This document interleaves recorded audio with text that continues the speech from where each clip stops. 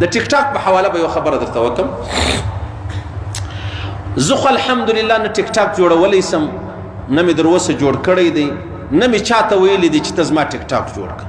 بیخي که درته ویم په سوو آیډیانې زما پر نامه باندې ستا، خلک یې جوړي. یا ټیک د صحیح ده موبایل دی که یو حدیث پکې راواخلې، یا زما یا د بل ملا د بل ملا ښه خبره پکې راواخلې، نو خو لا به یو ګزاره وسي.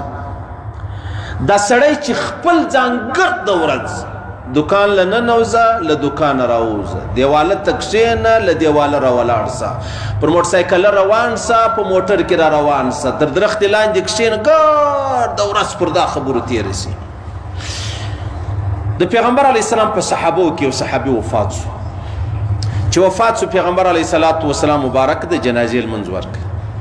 چې بیا یې پټ کړ، یو صحابي ویل ماشاءالله ماشاءالله د جنت مبارکي به ورته ووایو، خوش خبرې به ورته ووایو، خوش قسمته دی ولاړی جنت لره. پیغمبر علیه السلام پوښتنه ځینې وکړه، ول ته څه په خبر یې؟ ول یا رسول الله مسلمان دی، کلمه ګو دی. ای صاحب ته چې شوی د خوله مه ښورونه، غوږونه راته سم کړه. نو کلمه ګو دی او تا جنازه ورکړله او تا موږ دا دی پټ کړي، نو دی به چیرې ځې؟ واورئ خبره واورئ. د الله رسول ورته وفرمیل ته څه په خبر یې؟ څه معلومه ده که د دې سړي تر خولې یو لا یعنی بې ځایه بې مقصده خبره وتلې وه، نو بیا څه چم کوې؟ صحابي دی صحابي، جناب نبی کریم صلی الله علیه وسلم جنازه ورکړله. صحابي خوشخبري ورته واوروله، مبارک دي چې د جنت د الله رسول ته څه په خبر یې؟ ولې یا رسول الله ولې خدا مسلمان دی کلمه ګو دی د جنازې لمونځ دې ورکړي؟ د الله رسول فرمایي څه معلومه ده که یو لا یعنی بې مقصد ده، یو بې فایدې خبره تر خولې وتلې وه، بیا دا پیغمبر صحابي ته وایي. نو زموږ ته هر قدم بې فایدې دی که نه دی؟ دا هر دویمه خبره نه، هر پنځه خبرې زموږ بې فایدې دي که نه دي؟ بې مقصده بې غرضه نه دي؟ بې ځایه نه دي؟ اشه اوس په یو سړی وایي یاره ما دومره ټیک ټاکونه جوړ کړي دي، ما دونه ویډیو. ای ظالمه خو دې شي ته اندازه ولګوه، تا چې په قبر کې کښېښول سولې، ستا مخ لره دا ستا عملنامه چې دغه راځي، که بدکاري سوې وه، که شراب سوی و، که رقص سوی و، که غزله سوی وه، که موزیک سوی و، که غلا سوی وه، که قبضه سوی وه، نو هغه خو تلی خو نسې، نو نه زه تلی سمه نه ته تلی سې. اوس به ما او تا په قبر کې څه چم کوو؟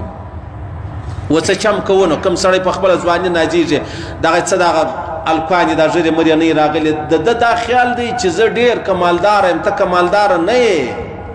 دا خلک تا ته په کوم نیت ګوري؟ ته نه یې په خبر په دا خبره باندې؟ دا پلار په دا خبره نه پوهېږي دا خلک زما زوی ولې دونه فالو کوي؟